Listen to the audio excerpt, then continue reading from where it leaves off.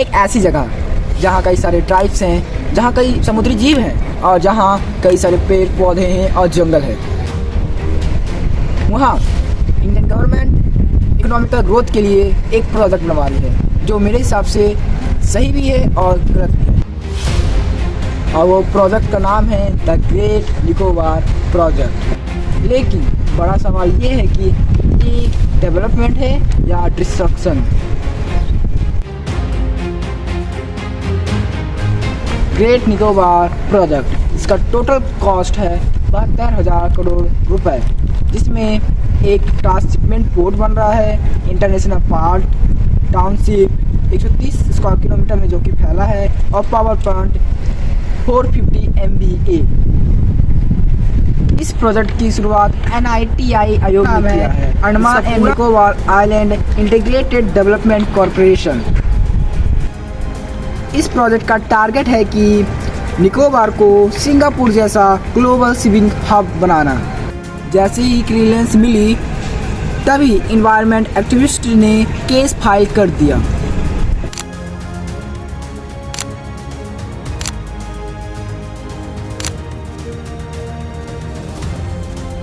NIT आयोग के ऊपर एलिगेशन ये लगे कि इस प्रोजेक्ट की वजह से 10 लाख से ज़्यादा पेड़ को काटा जा सकता है और टर्टल नेस्टिंग साइट डिस्ट्रॉय होंगी और ट्राइबल रिजर्व अफेक्ट होंगी।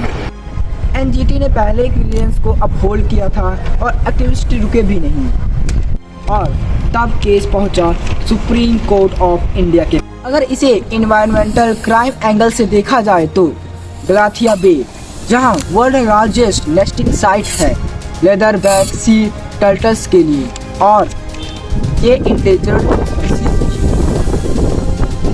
और आइलैंड के एक बड़े हिस्से में ग्रेट निकोबार बायोस्फीयर रिजर्व में सैम्पेन ट्राइब्स रहते हैं। उनका फॉरेस्ट ही उनका घर है।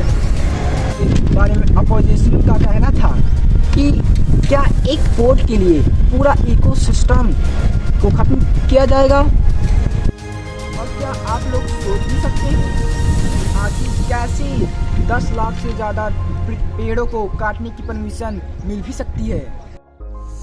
और इस पे गवर्नमेंट काउंसिल कहती है कि नेशनल सिक्योरिटी और इकोनॉमिक ग्रोथ के लिए यह ज़रूरी है। तो ये भी है कि पहला पॉइंट, चाइना को इन्फ्लुएंस इंडियन ओशियन में बढ़ रहा है और इंडिया को स्ट्रॉन्ग मैरीन टाइम प्रेजेंस भी चाहिए थी, तो ये एक अपॉर्चुनिटी के रूप में उन्हें दिख रही थी। और ये ग्रेट निकोबार प्रोजेक्ट का लोकेशन जो है मलक्का स्टेट के पास था, जो कि यह दुनिया का सबसे बिजी शिपिंग पोर्ट माना जाता है। और अगर ये इंडिया पोर्ट डेवलप यहाँ करता है तो ये ग्लोबल ट्रेड में उसका बड़ा कंट्रोल मिलेगा। इसलिए गवर्नमेंट के पास स्टांस क्लियर है, स्ट्रेटजिक नेसेसिटी। इस केस में कोर्ट का रोल क्या है? बैलेंस। बट अगर इकोलॉजिकल डैमेज इरिवर्सिबल हो गया तो वापस कैसे आएगा?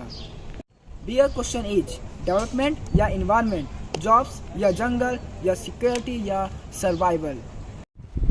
ग्रेट निकोबार प्रोजेक्ट ये तो या तो इंडिया के फ्यूचर का गेटवे हो सकता था, या फिर एक ऐसा डिसीजन जिसे हिस्ट्री माफ नहीं करेगी। सच क्या है, विकास या विनाश? आपका क्या मानना है? कमेंट में अपनी राय ज़रूर लिखें।